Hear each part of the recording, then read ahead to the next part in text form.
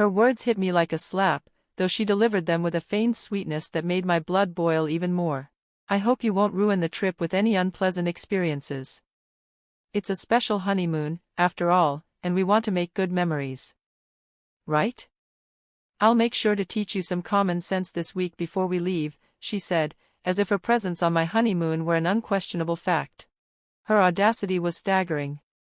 She wasn't just assuming she was coming, she was acting as though she had authority over me, as though I were the outsider tagging along. Feeling my frustration rising like a storm I could barely contain, I forced myself to speak with deliberate calm. This is a honeymoon, you know. Normally, a honeymoon is for the bride and groom, not an entire entourage of in-laws. For the first time since we had begun planning this trip, my voice carried an edge sharp enough to cut through Daniel's passivity. He blinked at me, almost startled, as if he hadn't realized I was capable of pushing back. My mother-in-law narrowed her eyes, clearly offended but not deterred. Don't be ridiculous, Samantha. Marriage isn't just about two people, it's about families coming together. If you truly understood your role as a wife, you would welcome us with open arms. You should be grateful we even want to join you. Grateful? The word tasted bitter on my tongue. I was supposed to be grateful that my honeymoon, my one chance to celebrate a once-in-a-lifetime milestone with my husband, was being hijacked by people who treated me like an afterthought? I turned to Daniel, silently pleading for him to stand beside me, to show me even a shred of loyalty. His eyes darted between me and his mother, his lips parting as if to speak. But instead of defending me, he lowered his gaze and muttered, "Mom just wants what's best. Maybe it won't be so bad if they come along." That was the moment something inside me cracked. The future I had been clinging to, the image of a marriage where my voice mattered, where Daniel and I would stand as equals, crumbled before my eyes. And then came the final blow. The next morning, just when I thought the confrontation couldn't get worse, Daniel handed me an envelope. His hands trembled slightly, but his face was expressionless, as though this were merely another task to complete. Inside were divorce papers. My breath caught in my throat. What is this?" I asked, though the words on the page screamed the answer. Daniel avoided my eyes. "Mom thinks this is for the best. You don't seem happy, and maybe we shouldn't force something that isn't working. I'll be taking my family on the trip instead." His tone was so cold, so final, that I felt the air leave my lungs.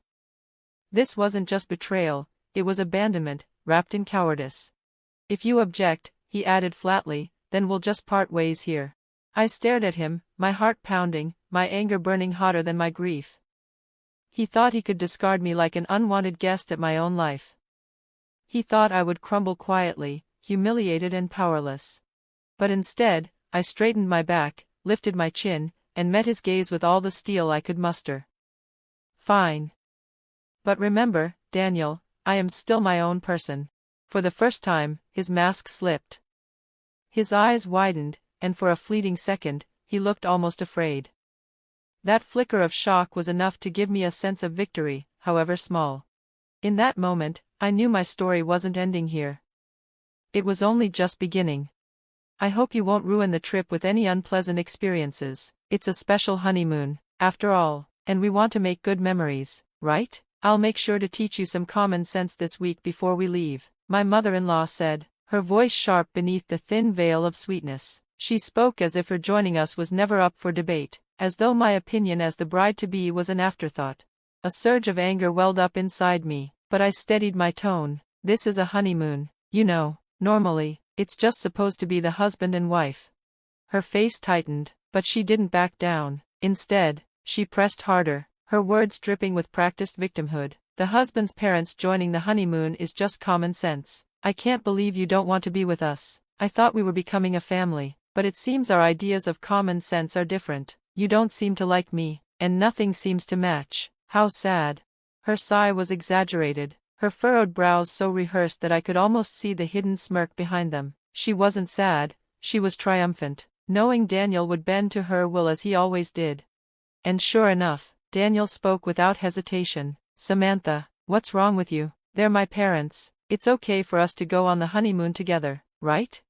The betrayal stung. I looked at him, hoping for even a flicker of hesitation. But there was none, just blind loyalty to his mother.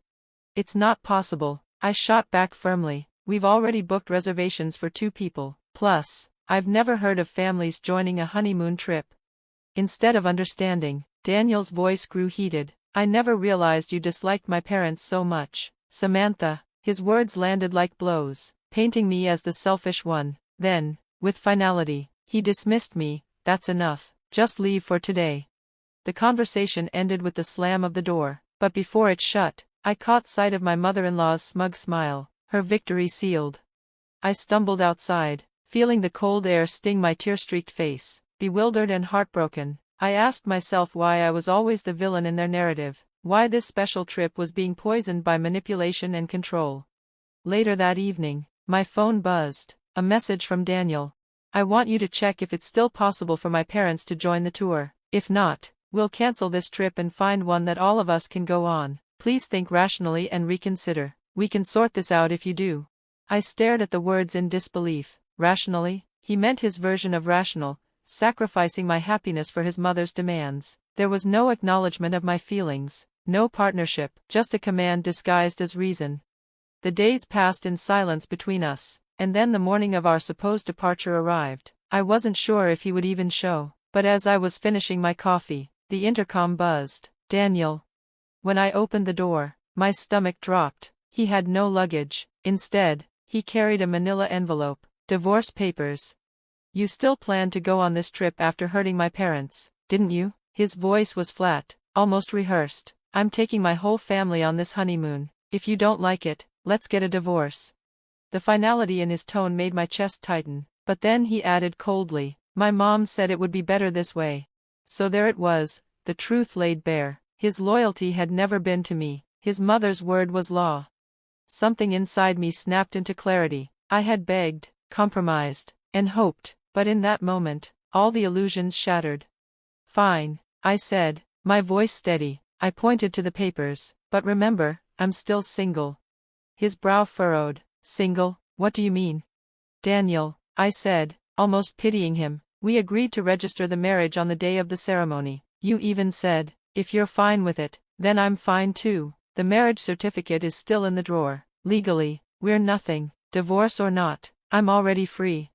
His face paled, then flushed red with frustration. Are you out of your mind? To give up on marriage just because of a honeymoon? Get a grip. I matched his anger with calm conviction. This isn't about a trip, it's about priorities, respect, and boundaries, and you've shown me exactly where yours lie. I will not marry a man who cannot stand on his own 2 feet, who lets his mother dictate every part of our life.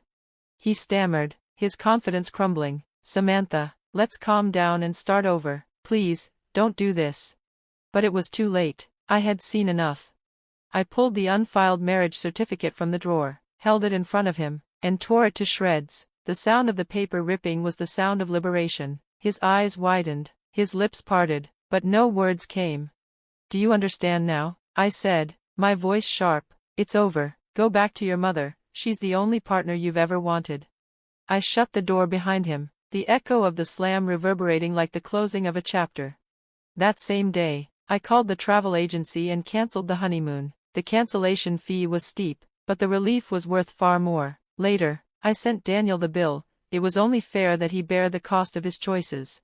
In the weeks that followed, rumors spread. Daniel tried to paint me as the cold-hearted fiancé who abandoned him, but among colleagues and relatives, his reputation sank. People whispered the word that had always hovered around him, Mama's boy. When I told my parents, they were shocked but supportive. Marriage isn't everything, Samantha, happiness is, they reminded me, their words a balm to my wounded heart.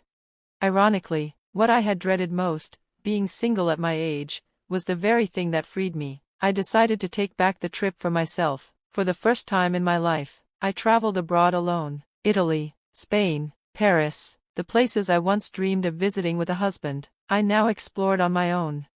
The first days were daunting, but soon the solitude became exhilarating. I walked ancient streets without compromise, lingered in museums for hours, dined on pasta under candlelight with only my thoughts for company. For the first time, I wasn't living on someone else's terms.